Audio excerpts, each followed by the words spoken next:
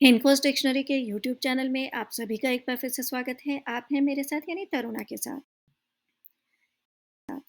मौसम बदल रहा है, तो क्यों ना इस बदलते मौसम में सीखें हम 40 idioms and phrases related to weather. पर क्यों सीखें? जानना ज़रूरी है ना कि क्यों हमें ये सीखना चाहिए? क्योंकि ये idioms आपके कॉन्वर्सेशन को क्रिएटिव टच देंगे और आपकी वोकेबलरी को एनरिच करेंगे। आपकी वोकेबलरी बहुत अच्छी लगेगी जब आप बोलेंगे, तो आप अपने आप की में फ़र्क महसूस करेंगे। और साथ में ये सभी जो weather related idioms and phrases हैं, ये कभी ना कभी कॉम्पिटिटिव एग्जाम्स में पूछे गए हैं। तो उस नज़रिए से भी ये वीडियो आपके लिए बहुत ही इम्पोर्टेंट है। तो चलिए हम अपनी कॉन्वर्सेशन में एक डिफरेंस लाते हैं। कैसे लाएंगे? ये इडियम सीख के लाएंगे। हम विदाउट वेस्टिंग टाइम हम आज का वीडियो शुरू करते हैं और जानते हैं पहला इडियम जो है rain cat and dogs. Rain cat and dogs इसका मीनिंग होता है मूसलाधार बारिश होना। It is raining cats and dogs so we can't go out. बहुत तेज बारिश हो रही है इसलिए हम बाहर नहीं जा सकते। Be as right as rain, ये एक फ्रेज है और इसका मीनिंग है तंदुरुस्त होना। I will be as right as rain in a few days, मैं कुछ ही दिनों में एकदम तंदुरुस्त हो जाऊंगी, बारिश की तरह। जैसे बारिश छमछम होती है मैं भी छमछम हो जाऊंगी, मतलब बिल्कुल फिट हो जाऊंगी। नेक्स्ट है सेव फॉर रेनी डे। इसका आपने काफ़ी बार यूज़ किया होगा, अगर नहीं किया है तो अब ज़रूर कीजिए।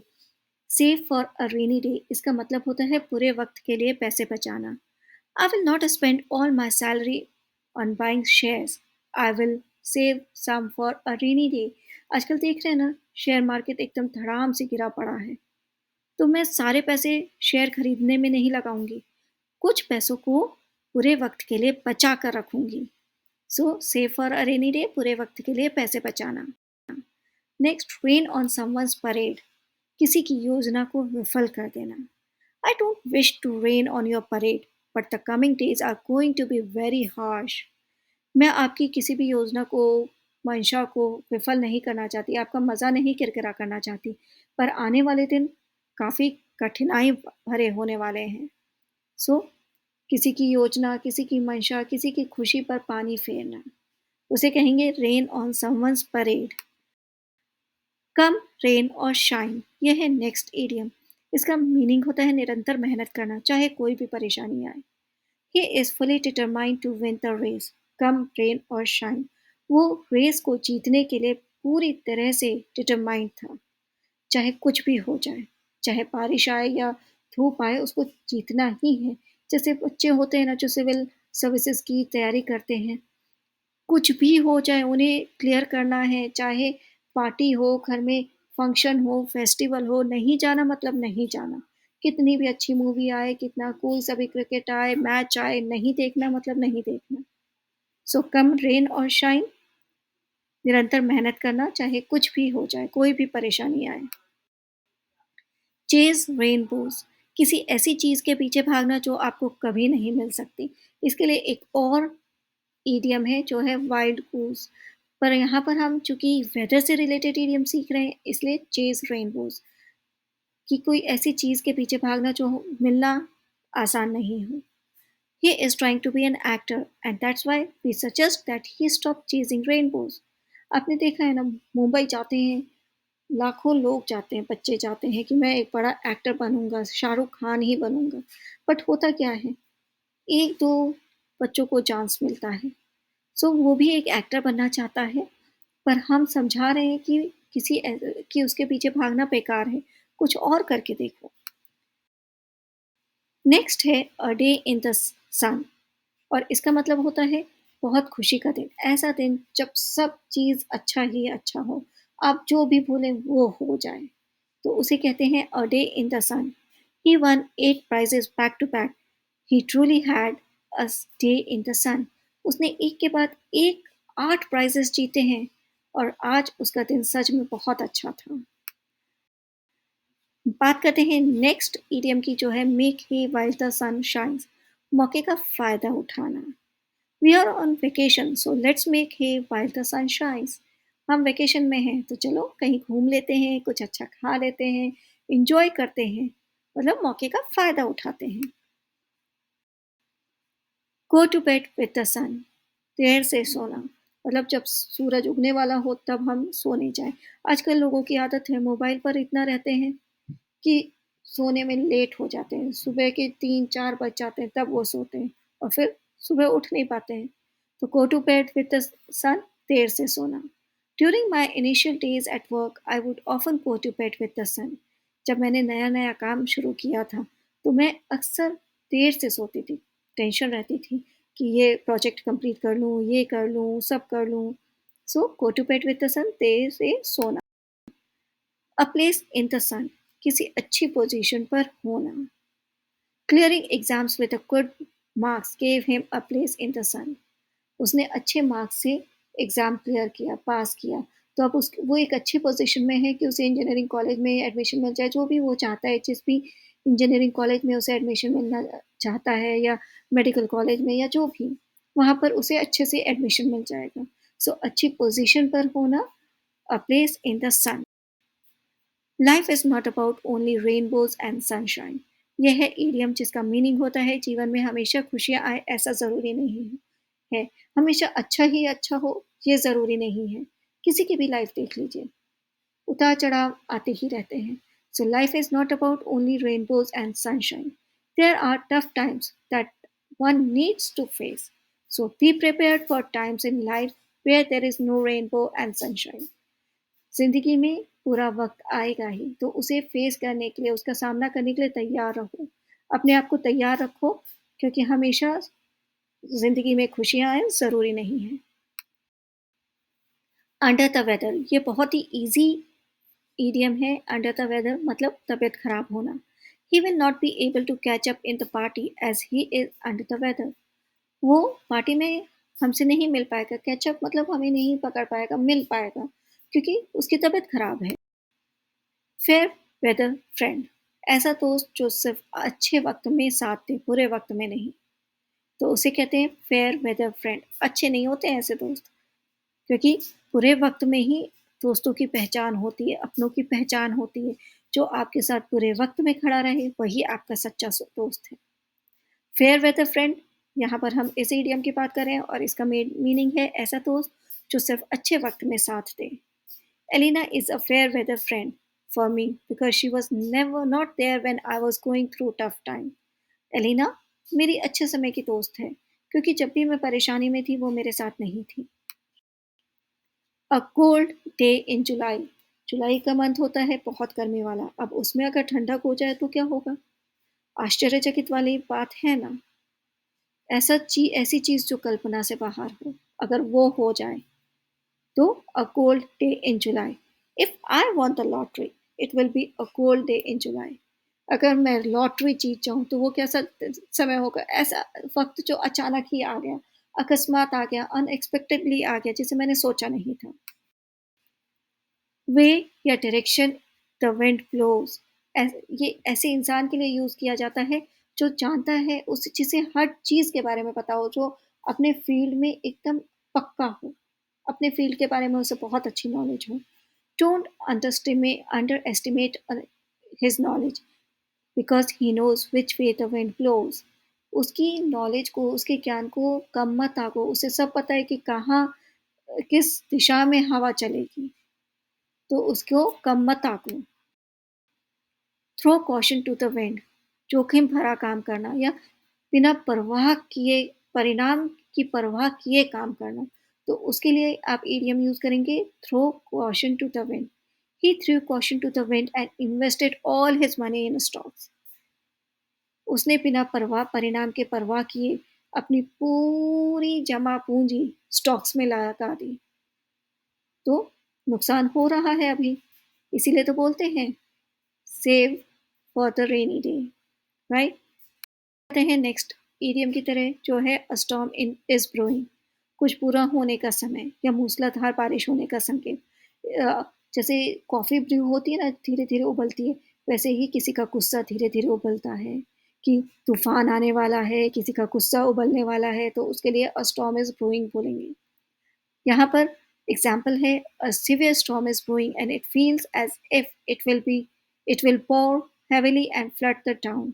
ऐसा लग रहा है कि मूसलाधार बारिश होने वाली है और बहुत तेज होगी जिससे पूरे शहर में बाढ़ आएगी। नेक्स्ट जो ईडियम है वो है काम बिफोर द स्टॉर्म। तबाही से पहले की शांति। घर में होता है ना, मम्मी चुपचाप काम कर रही है तो सबको पता चल जाता है जरूर मम्मी का मूड अच्छा नहीं है, कुछ ना कुछ तो हुआ है, क्योंकि ये शांति उनके गुस्से से पहले, उनके फटने से पहले की शांति है।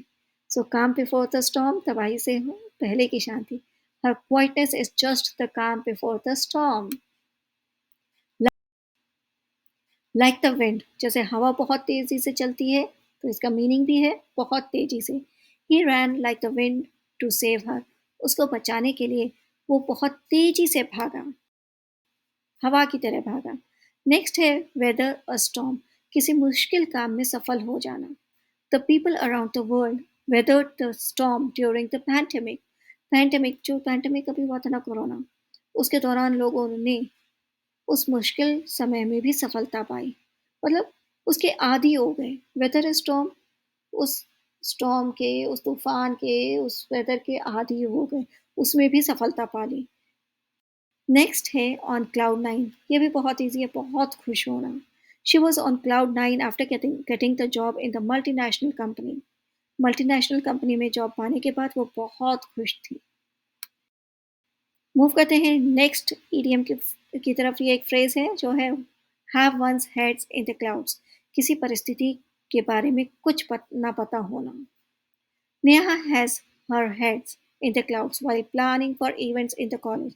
नेहा को किसी भी चीज़ के बारे में पता नहीं था, किसी भी परिस्थिति के बारे में पता नहीं था जब उसने कॉलेज के इवेंट्स की प्लानिंग शुरू की। काम तो ले लिया पर उसे पता नहीं था कि कैसे करना है, क्या करना है। So have one's heads in the cloud. Next है a breath of fresh air, कुछ नया होने का अनुभव होना, कुछ नया अच्छा एक्सपीरियंस होना। Learning a foreign language is like experiencing a breath of fresh air. किसी भी नया काम सीखना, चाहे लैंग्वेज ही क्यों ना हो, यहाँ पे मैंने लैंग्वेज की बात की है। किसी भी नई लैंग्वेज को सीखना एक फ्रेशनेस देता है, कुछ नया एक्सपीरियंस देता है। So a breath of fresh air, कुछ नया होने का अनुभव करना।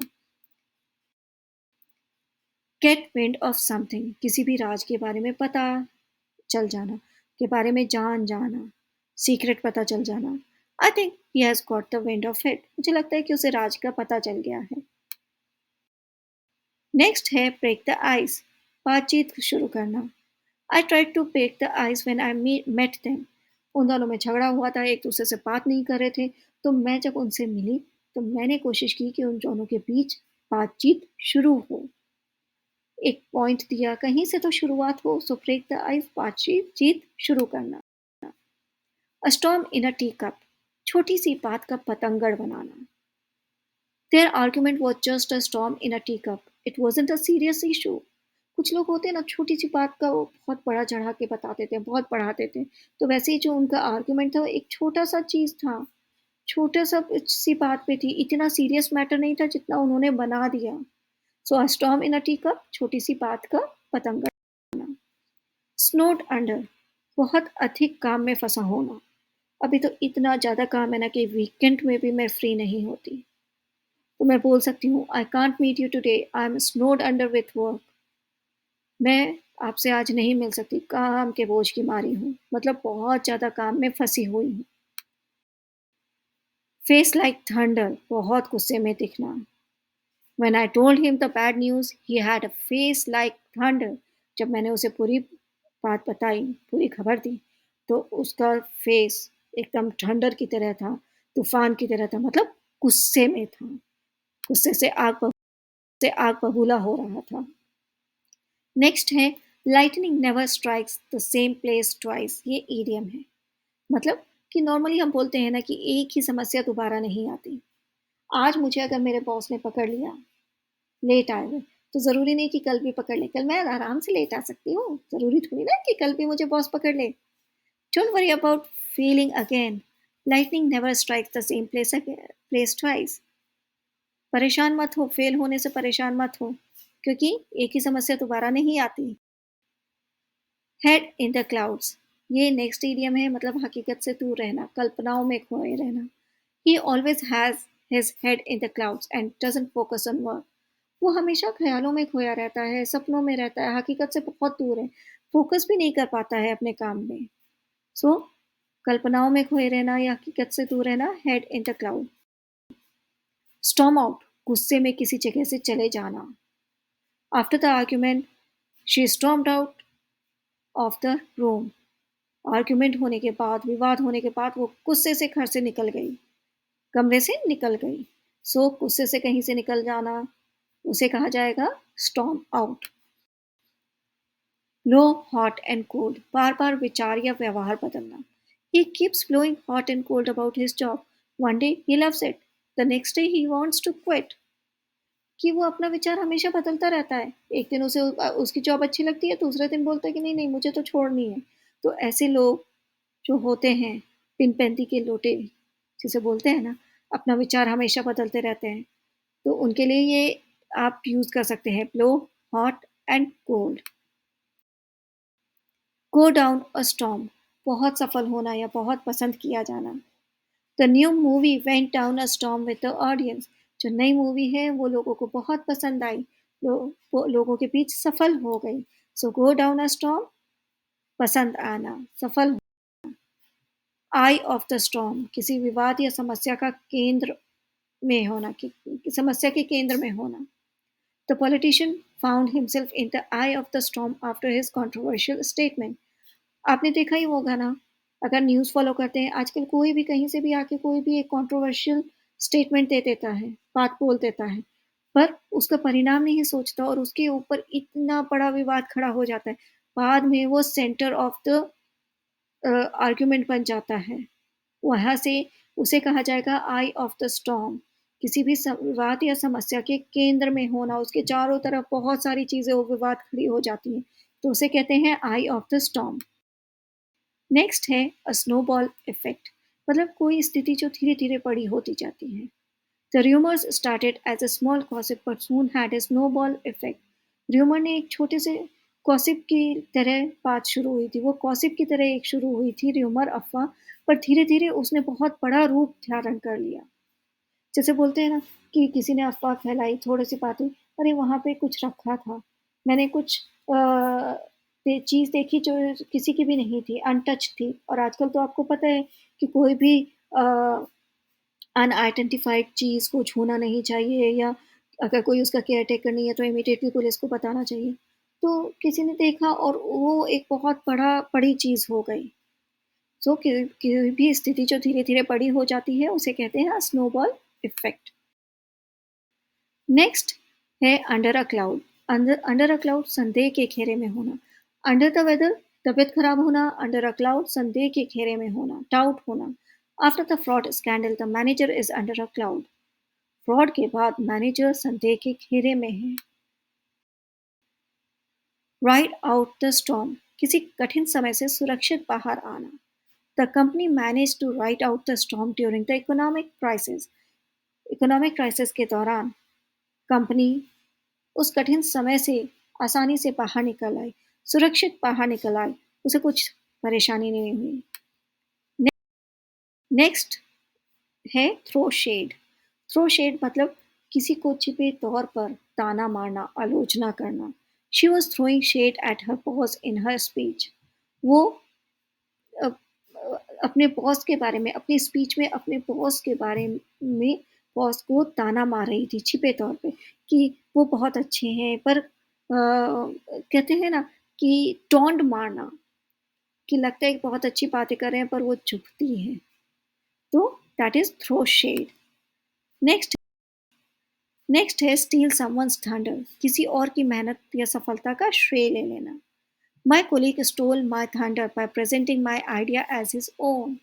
मेरे कोलीग ने मेरे आइडिया को अपना बताकर मेरी सफलता का सारा श्रेय ले लिया। And this is really bad, I was really very upset. तो ये थे ऐसे 40 इडियम्स एंड फ्रेजेस जो कि रिलेटेड थे वेदर से। तो जब आप इन इडियम्स को अपनी कॉन्वर्सेशन में यूज़ करेंगे तो आपकी कॉन्वर्सेशन है ना बहुत एक्सप्रेसिव और नेचुरल लगेगी। और जैसा कि मैंने बताया कि वोकैबुलरी तो एनरिच हो ही रही है, वोकैबुलरी तो अच्छी हो ही रही है।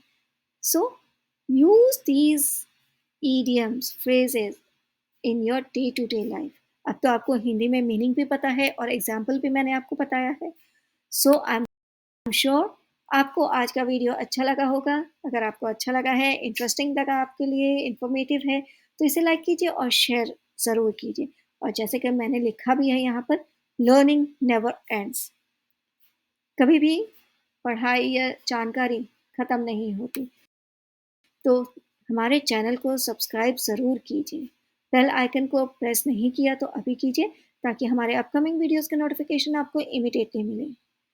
मैं नेक्स्ट वीडियो में एक और नए टॉपिक के साथ आऊँगी जो ऐसा ही इंटरेस्टिंग होगा, इन्फॉर्मेटिव होगा। तो हमारे चैनल को फॉलो ज़रूर कीजिए। मैं मिलूँगी आपको नेक्स्ट वीडियो में। Till then have a nice day. Bye bye.